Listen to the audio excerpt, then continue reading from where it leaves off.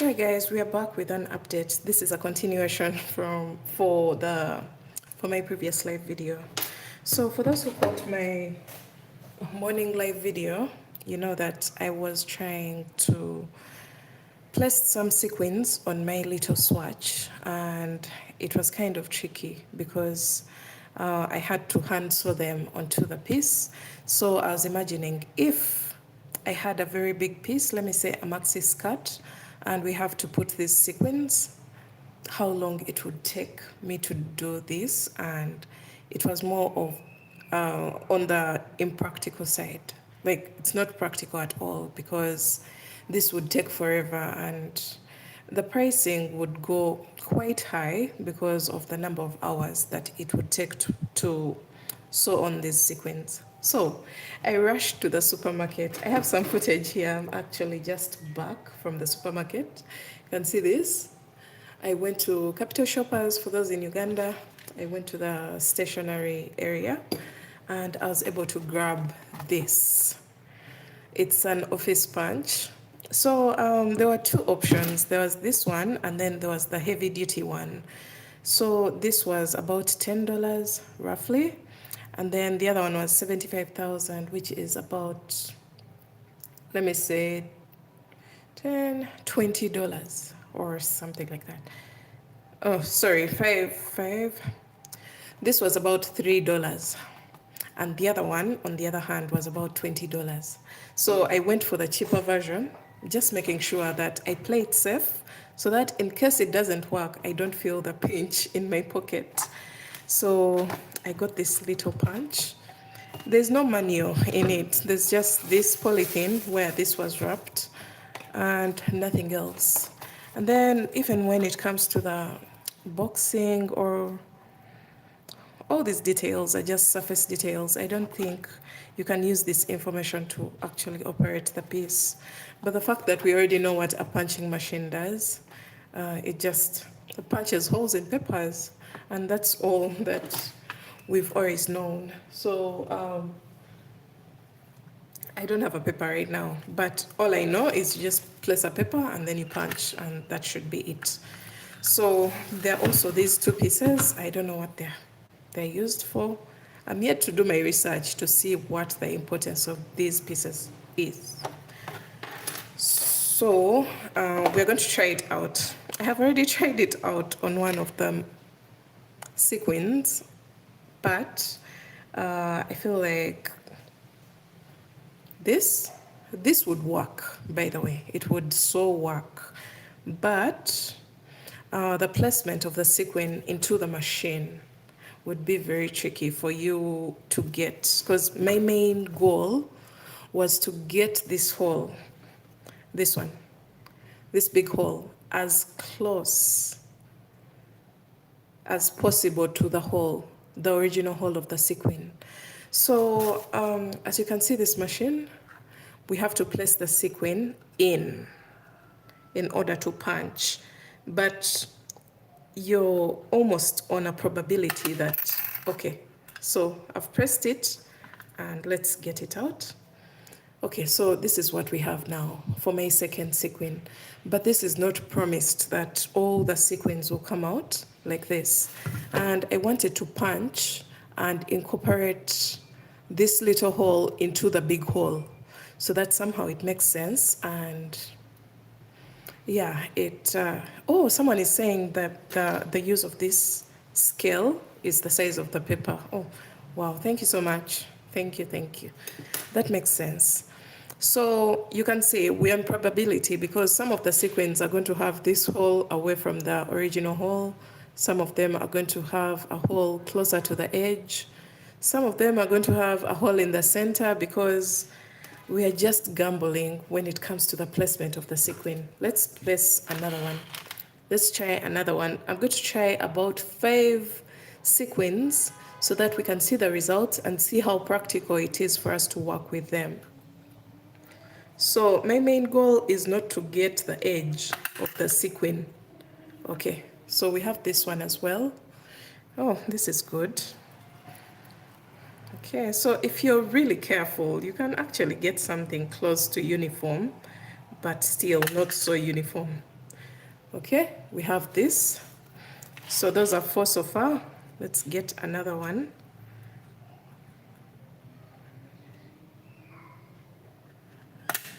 Okay, all right. So we have a total of 5 sequins that have been punched, and we have created a hole on the sequins. If you don't mind uniformity and all that neatness, I feel like this machine could actually work for you. On the other hand, I have ordered for another one online. It's on its way, and that's because I want this punch. Let's just imagine this is the punching part of the piece. I want to place it right here below the original hole, that little hole, and be able to create a hole around here. So I want a machine where I have more of control over where the hole is placed, as opposed to just guessing and sliding in the sequin and you don't know where it's actually going to punch. We are just gambling with the piece. Sometimes it goes on the side of the original hole. Sometimes it goes on in the middle section, just as you can see this one. So there's nothing that's really promised. You can only just hope for the best of the results. But if you don't mind this, this is something that you can consider when it comes to the sequins that actually have very little holes. This could be a hack that you can use in order to have these incorporated into your crochet. So now it's time for us to do the practical bit of placing, putting the long thing in first, and then your gold thing, and then the little clip. Okay, so try putting the long thing in first, and then your gold thing, and a little clip to hold it in place. See if that works. Okay, let's see. We try putting the long thing where? Okay. Is it supposed to be somewhere around here? The long thing is this one. Oh, also you can order for a hand puncher. Yes, please. I have ordered for one, but the one that I've ordered for is the one that punches holes into belts. That one with different sizes. It's the one that I've ordered for. It's on its way, so we shall also test it on the next live once it arrives. I think the delivery man is already on his way, so I'll be able to give you feedback on how that works out. So someone has said you put this. I don't know how I'm supposed to do this. Okay, so let's go on to the practical bit of it, of how to use the sequins in our project and see whether this will actually work for us. So we have these ones that are hand sewn. Oh, I can privately send you a link for the hand paper puncher. Thank you so much. I would be really open to that. Please send me a DM on Instagram, maybe. Or you can go on Instagram. All my links to how you can get to me are there. Thank you so much. Thank you, thank you. So we're going to go ahead and try to place these sequins into our project. So let's assume this is our project.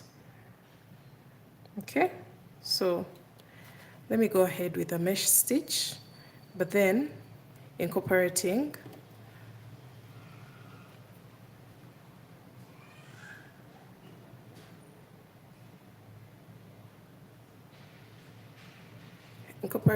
our sequin, and then continue to crochet. So this is going to give us a completely different look from what we had before, but let's go on. That is totally different. I thought that it's like going to be on top and you can take that little clip but put your gold onto the circles. Yes, okay. Let's continue. Okay, another sequin. So this is going to be placed in a kind of different way from how the other ones are placed, but I hope it makes a difference. I hope it works for us. So after a stitch, I place a sequin and then go ahead with my mesh pattern. But will we be able to see these stitches later on? Let's see how it goes. Because this is just a swatch, by the way, so you're allowed to do your mistakes here before you go onto the bigger project. Imagine you had worked a whole big project and then only to realize that you made a mistake. I feel like that would hurt. But this, let's go on to the next row where I'm not. Thank you so much. I'll find it. Let me actually check it out right now. Thank you, Cyrus. Okay, I've seen the punch. I think we have a shop here in Uganda. It's called Aristoc. I'll try to look for that piece. And if it's on Amazon, I can actually ship it in. I'll try to ship it in. This makes a lot of sense. But for now, we are going to work with what we have on ground. So on the next row, I'm not going to place any sequins. Actually, the little thread is getting stuck in my project. So let's go on to the next row.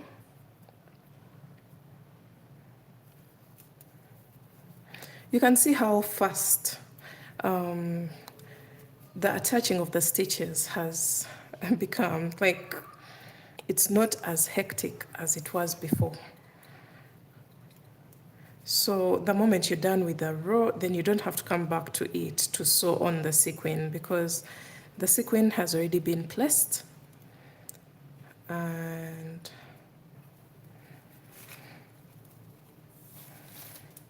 let's get done with this row and we see how everything looks like.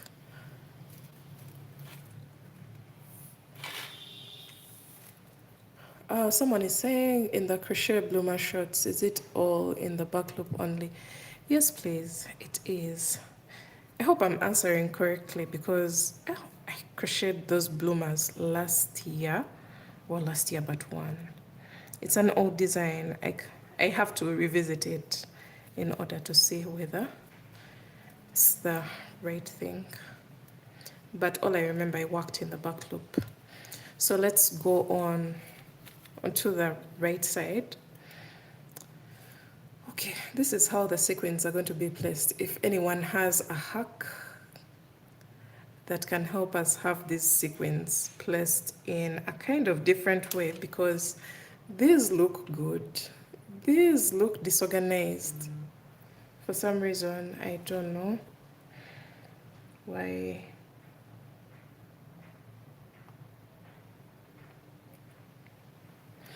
Let me see. What better way to incorporate sequins so that they lay flat? Is there a way?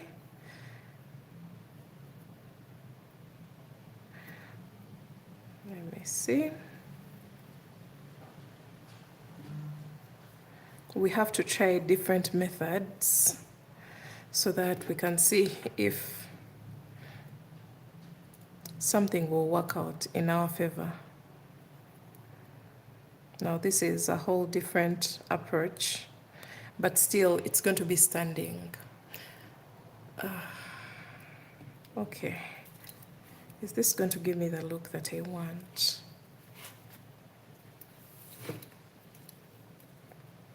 Now this, no, this is not going to give me the result that I want. Okay, we're going to try. Let's try something here. Let's try something. I'm going to give you an option if you don't want your sequin standing like this, because the whole beauty of the sequin is to be flat and reflect light. So we're going to try to thread. Where is the sequin with a big hole? Okay, so we're threading our sequin before we crochet. So I am going to make my mesh stitch. So if I want to bring it on, I'm going to just slide it and then make a chain of 1 and okay, I hope that will make much more sense. So that means I have to punch some more sequins. I hope I'm not spoiling. This is just a sample, but yeah, it will be worth it if we crack the code of how to actually use these pieces. Otherwise, there's no point in protecting the sequins, and then we also don't have a solution. Okay.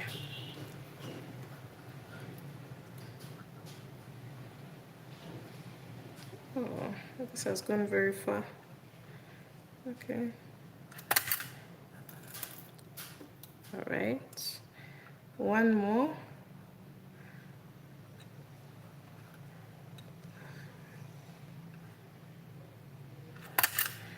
Okay, so we have approximately 4 sequins. I'm going to slide them onto the yarn. So that means once you're starting your project, you're going to have all these sequins that you need along the thread that you're going to use, and then you'll start crocheting while sliding forward the sequin wherever you want it to be placed. So the other approach is a no-go area for us. It's good for beads, but not for this. I'll give you a sample of how the beads look like. So let me see.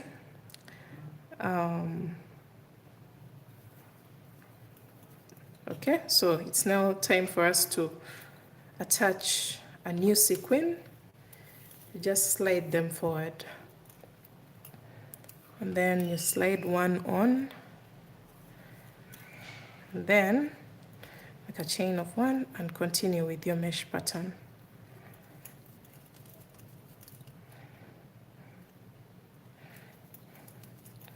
And then I'm sliding another one on.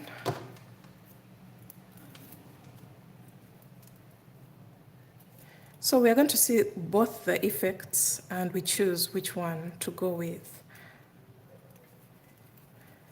Okay. So I'm going to slide one more sequin onto my piece and then end my row with a double crochet. So let's see the effect.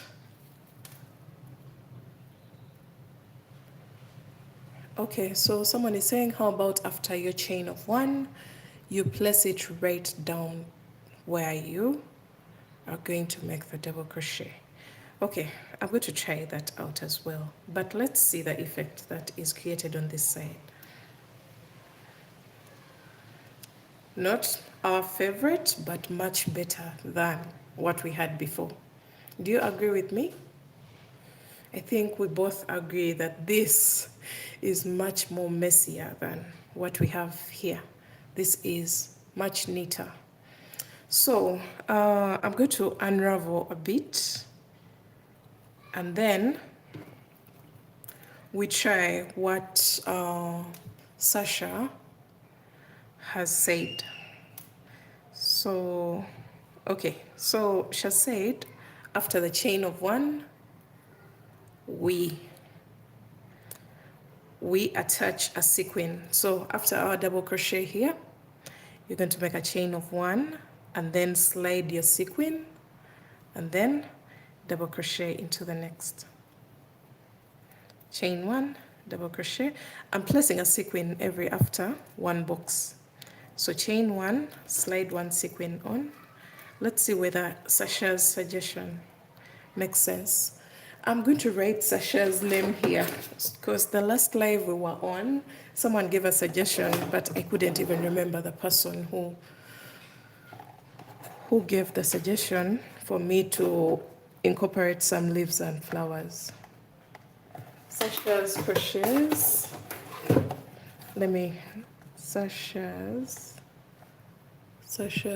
Sasha crochets. Okay.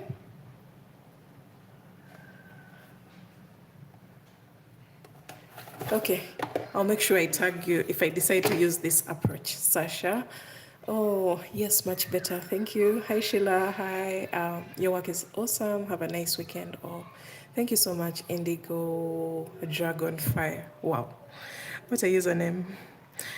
Okay, so I've incorporated one other sequin, chain one, double crochet, chain one, and then we slide another sequin on,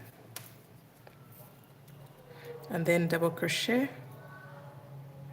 We're going to see Sasha's approach and we see whether we are going to go with that one. Chain one, double, chain one, and I'm sliding my last sequin on and double crocheting into the last stitch. Okay, so let's see Sasha's suggestion, and they're still standing. So I feel like our last option, our previous approach, was much better. So this is Sasha's. I'm going to go ahead and make the other version that we had before so that we see, let's say 1, 2, 3, 4. This row is not going to have sequins. The sequins are still standing. I thought we were going to get a solution to the standing sequins, but it seems like we haven't gotten one, and we're just going to go with the closest to the best option. So we are going to punch some more sequins here real quick, about 5 of them, because our swatch requires about 5 sequins for a row. Thank God I haven't yet made a loss at all when it comes to the sequins. I haven't punched on the side or created a damaged sequin so far. So this is the 5th. Let me just go through with it. And then we thread our sequins into the yarn that we are going to use. So I'm going to attach my yarn. You can see my strand of yarn is done. So I'm going to just attach it. But before I attach, I'm going to make sure my sequins are in place. Okay. So I'm going to use a magic knot so that we can have a clean joining. Okay, something like this.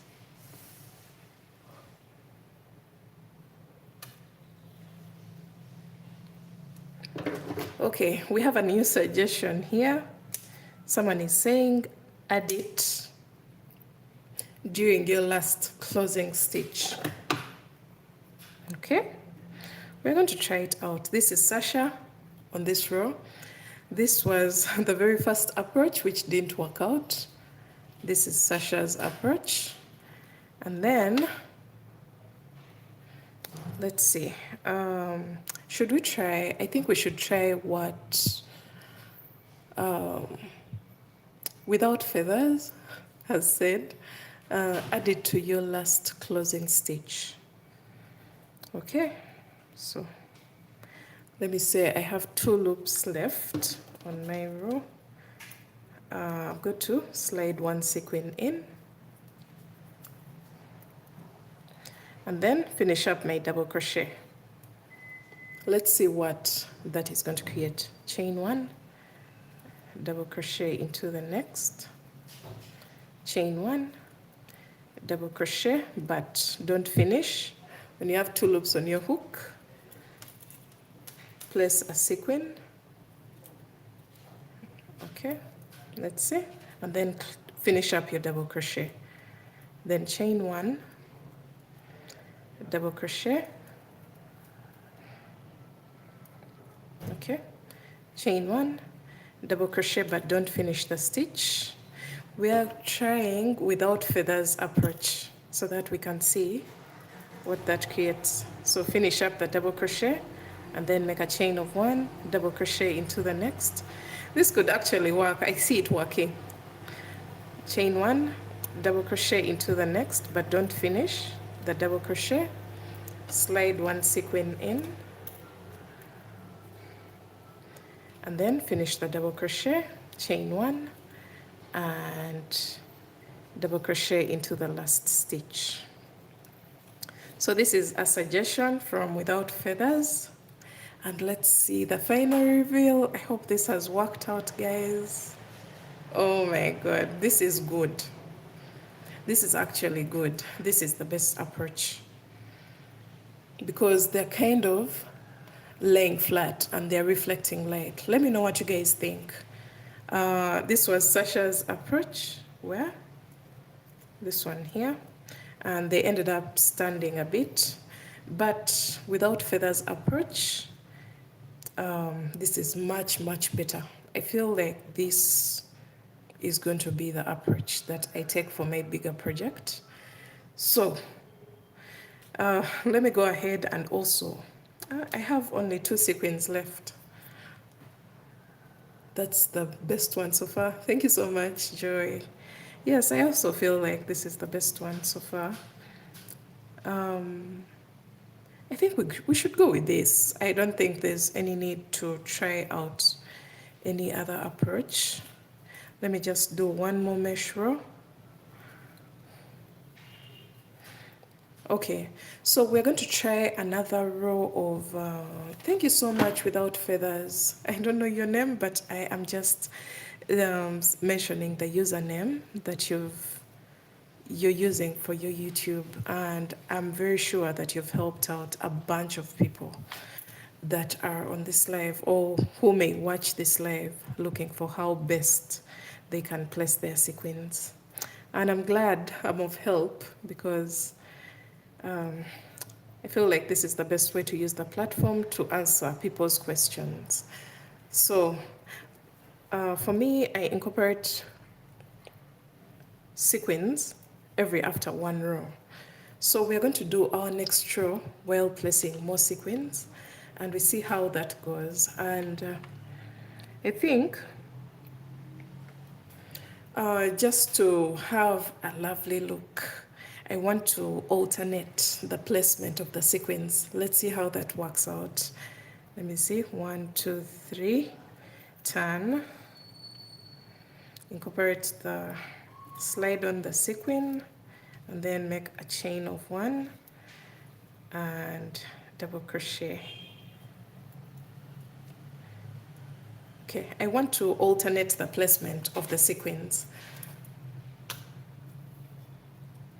Hi Jill, I learned that when I was using beads. Oh, thank you so much for the tip. So we've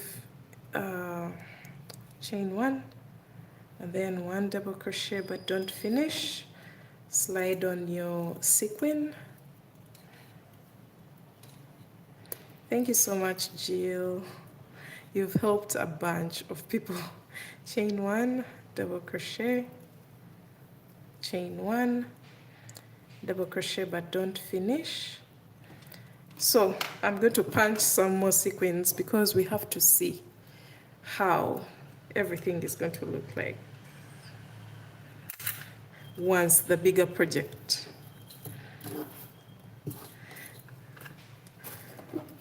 is worked. Okay, let me see. Oh, I hope this is not a damage. Oh, thank God. I'm going to punch like 2 more and then finish up this row, and we see the placement of these sequins alternating and creating a very beautiful look. Okay, there's 1 here, and then we have 1 here, and then I'm going to just pull some yarn and place my sequins. You can see how everything has become much more easier as opposed to having a very small hole. And the funny thing is, I'm just beating myself up about the imperfection of the little hole. But I have a feeling if I make this piece perfect, the clients won't even mind the little hole. They'll just think it's a design. But for you, deep down in your heart of hearts, you may be seeing the imperfections, but the client will just appreciate what you have presented to them. So let me get through with this row. Don't finish. Add a sequin. Chain 1.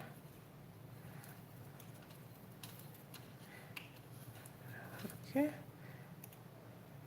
Okay, this is my last stitch, but it's supposed to get a sequin, so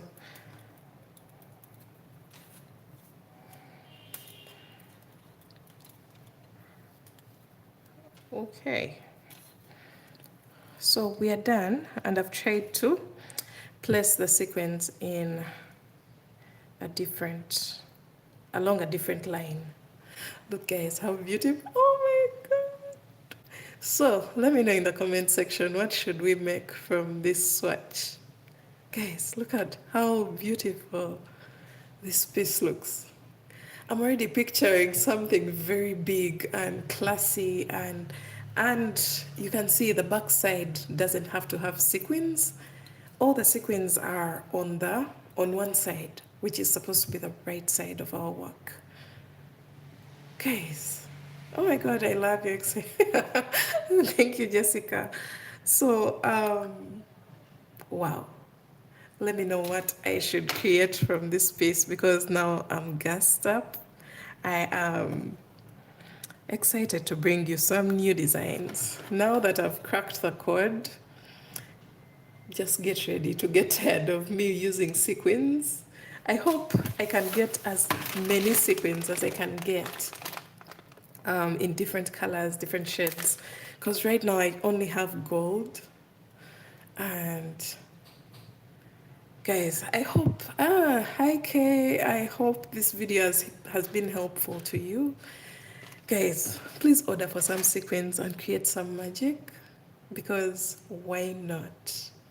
So I hope this helps out someone out there who has been planning to use sequins, but with very little holes, but you have a punching machine in your office. And then look how beautiful this is. So that's it for today. I will be back on another live when they bring the punching machine. Maybe we may not even do a live, but I will definitely give you an update in the community tab, because I have to update you on how the new punch goes. So yeah, this was just a random find online. I found someone selling sequins. I ordered. I think that was last year. I don't have maybe a number. It was just a random page on TikTok, and I reached out to them. They delivered to my place. So this is what we have, and I hope you guys have a lovely weekend. I'm going to try it out and do some magic with these sequins, and I'll be updating you on how everything goes. Thanks for hanging out with me today. Have a lovely weekend. I can't wait to show you the finished product. Bye guys, love you.